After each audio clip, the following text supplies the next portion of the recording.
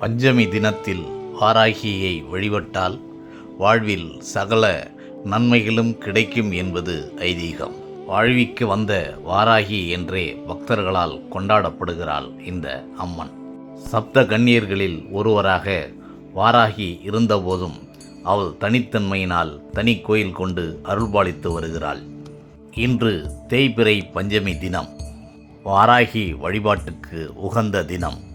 சேலம் மாவட்டம் இளம்பிள்ளையில் அமைந்துள்ள ஸ்ரீ மகா வாராகி ஆலயத்தில் ஆடி மாத தேய்பிறை பஞ்சமியை ஒட்டி நடைபெற்ற அபிஷேக ஆராதனையைத்தான் நீங்கள் கண்டுகொண்டிருக்கிறீர்கள்.